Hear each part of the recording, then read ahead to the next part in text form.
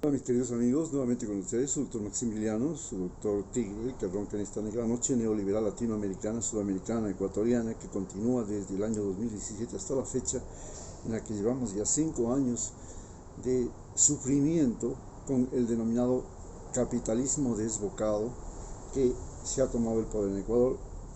Hoy tenemos el gobierno de Guillermo Lasso, que ustedes recordarán es el gobierno que está gobernando Ecuador. Siempre tenemos que indicarles que nosotros, yo como médico, he trabajado aquí en esta parte del Océano Pacífico, que es el Ecuador, aquí, una región que tiene una relación directa con el Océano Pacífico, con los Andes y con la selva amazónica, situado en la mitad del mundo, y he trabajado justamente en el Océano Pacífico, en la costa ecuatoriana, en los Andes, donde inclusive actualmente vivo, y en la región amazónica, donde he trabajado con comunidades indígenas y en áreas protegidas. También he trabajado en Rusia. En Rusia he trabajado estudié en Rusia desde el 1992 hasta 1993 y también trabajé en Rusia, me puse mi propia empresa de comercialización de plantas medicinales y flores en Moscú, en la Universidad Lomonosov de Moscú, donde trabajaba, tenía una bodega, mezclado, y exportaba flores a Rusia durante 5 años. Hoy vamos a hacer un análisis acerca del gobierno del engaño y el engaño de los medios, porque es el gobierno del engaño y los medios el que tenemos en este momento en el poder. El gobierno del engaño y los medios es el gobierno de Guillermo Lasso, que crea un partido que se llama Creando Oportunidades, que finalmente ha colocado en el poder a los oportunistas más astutos del Ecuador, que desde las épocas de la colonia se han originado fundamentalmente en Guayaquil. Guayaquil ha sido el país de los oportunistas, porque es un país, es una región del Ecuador que es puerto, fue un puerto de piratas inclusive, y además el comercio ha sido lo más importante de Guayaquil. Tienen la bahía, y en la bahía y en el comercio, pues lo más importante ha sido burlar la aduana, es decir, no pagar impuestos.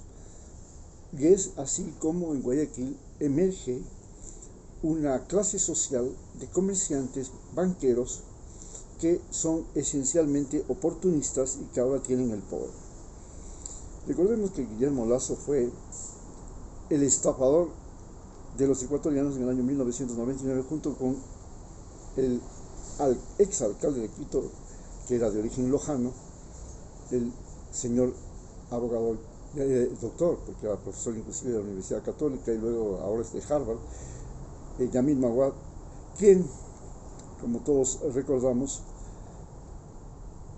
produjo el gran desfalco bancario porque hizo un feriado bancario para evitar que la gente saque el dinero, debido a que caímos en una inflación incontrolable, en que todo el mundo quería sacar su dinero del banco, ir a comprar dólares y tener los dólares guardados en casa, porque el sucre se devaluaba de manera escandalosa, y como consecuencia de eso los bancos se cerraron durante un tiempo y los banqueros fugaron, porque la mayor parte de las inversiones de los bancos se habían concentrado en sus propios negocios. Los propios negocios de los bancos era la especulación financiera. Esto quiere decir, sacaban dólares del Ecuador, inclusive comprándole al Banco Central o robándole al Banco Central del Ecuador, hasta que este Banco Central no pudo inclusive respaldar la moneda nacional, que era el sucre.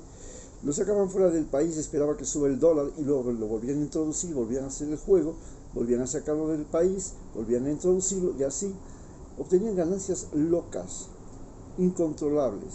Esto se debía a que en 1997 una asamblea constituyente, que se llama la Asamblea de Sangolquí, hizo una nueva constitución. En esa constitución les permitía a los banqueros hacerse préstamos a ellos mismos. Entonces se hicieron préstamos para esta especulación financiera y luego para invertir en el negocio más rentable de ese momento, que eran las camaroneras. Y las camaroneras eran un atraco a las áreas de los manglares, que eran áreas protegidas, donde ellos pagaban a la gente vecina de las zonas de manglares para que invadieran los manglares, y luego iban y compraban a los invasores las tierras y hacían la industria camaronera, que llegó a ser, convirtió a Ecuador en el mayor exportador mundial de camarón. Y una piscina camaronera producía mucho más que un laboratorio de cocaína. Entonces se convirtió en el gran negocio hasta que llegó una peste que se llama la peste blanca, que llegó justamente cuando llega la crisis bancaria de Ecuador.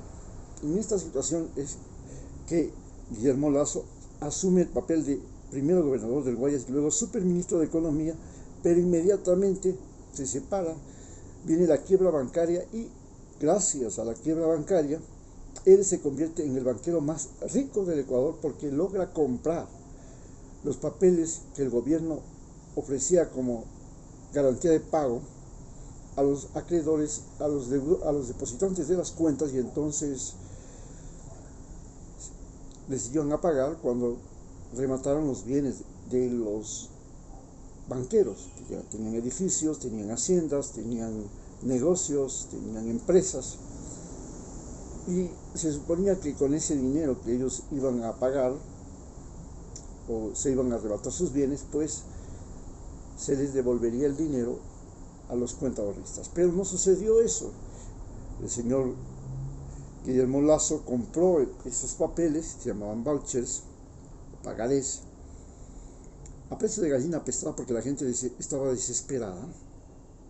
Y en cambio él lo cambió por el valor real, el valor nominal, convirtiéndose en el banquero más rico del Ecuador y convirtiendo al Banco de Guayaquil prácticamente, junto con el Banco de Pichincha, en los dos bancos más poderosos, desplazando al Banco Filambanco de los Isaías y al Banco del Progreso, que era de Aspiazo, de la familia Aspiazo. Entonces se convirtió de esta manera en un delincuente estafador que ahora gobierna el Ecuador, porque estamos en el gobierno en que ya no solamente los menos capaces nos gobiernan, como fue el gobierno de Lenín Moreno. Recordemos que Lenín Moreno fue una persona pobre, que era administrador de empresas, nunca ejerció su profesión, se convirtió en candidato a la vicepresidencia junto con Rafael Correa, llegó al poder, luego estuvo con él 4 años, fue representante de Rafael Correa en Suiza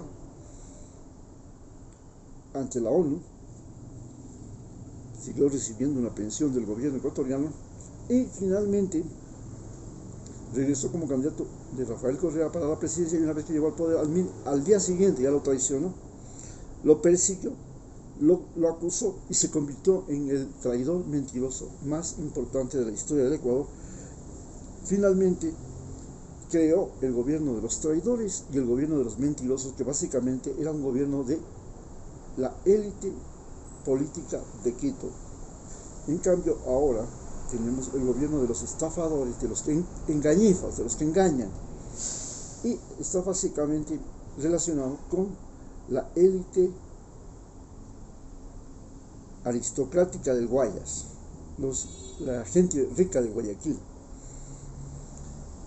Entonces estamos en un problema en que nosotros nos hacemos una pregunta siempre terrible, porque desde que cae Rafael Correa, que puso la ley de comunicación, que se luchó contra lo que se llamaba el linchamiento mediático, y se sancionaba a los medios que hacían linchamiento mediático y que no presentaban sólidas pruebas de sus acusaciones.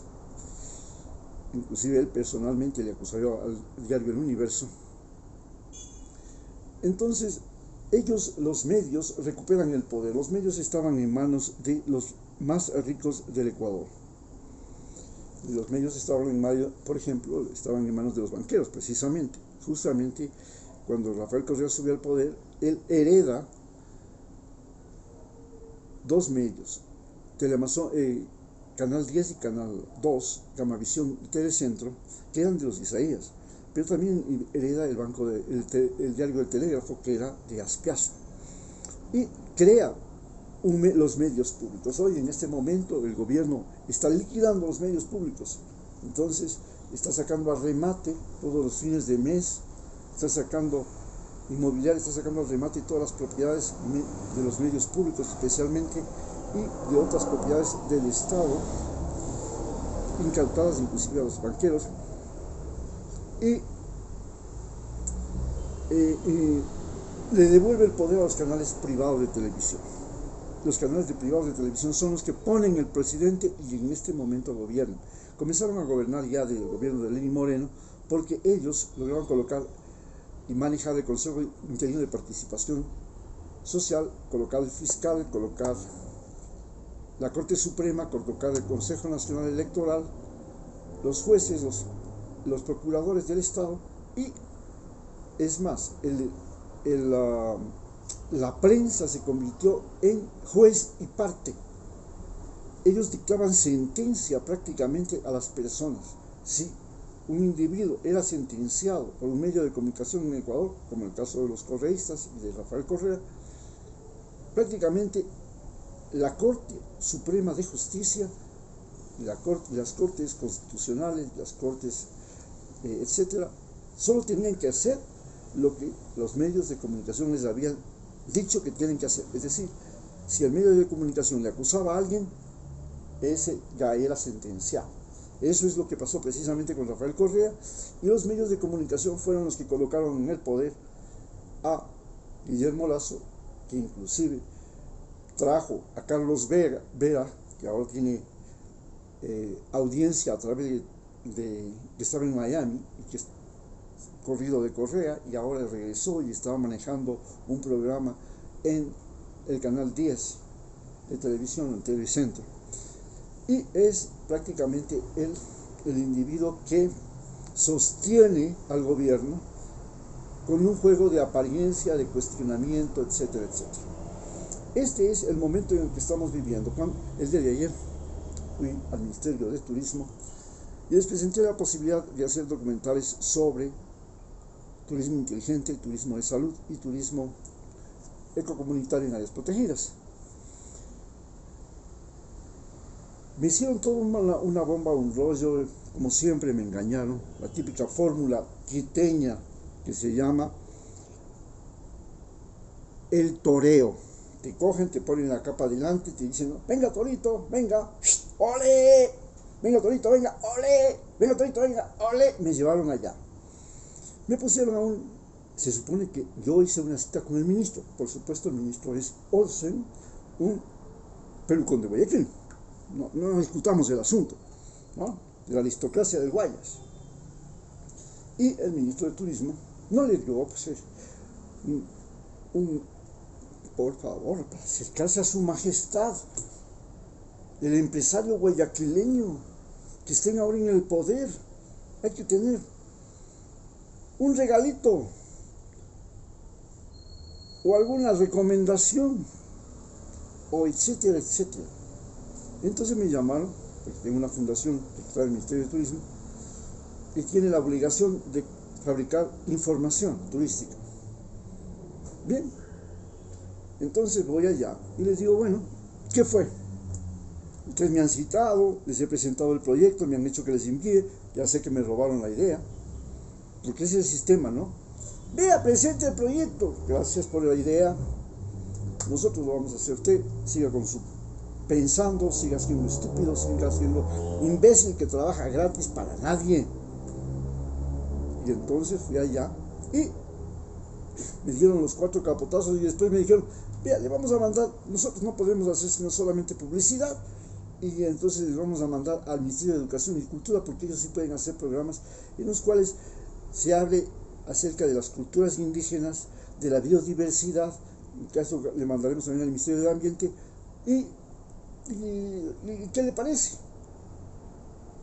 Como quien dice, me iban a mandar primero a los banderilleros, luego al toro, al que me pone la pica, para que al final hicieron lo mismo que ellos hicieron. Decirme no. Entonces les dije, señores, yo sé por qué razón no me dicen no. Se los voy a decir. Porque este gobierno está pobre. Ahora tienen que pagar el subsidio de los combustibles, tienen que multiplicar los gastos en seguridad, porque estamos con la ola criminal más terrible, a tal punto que Guayaquil, entre las miles de ciudades del mundo, ocupa el puesto número 50. Eso se llama estar clasificado en las ligas mayores de la delincuencia y la inseguridad en el mundo. Eso es lo que hemos vivido y eso es lo que estamos viviendo. El gobierno del engaño, señores, el gobierno del engaño, el gobierno de los oportunistas. Muchas gracias.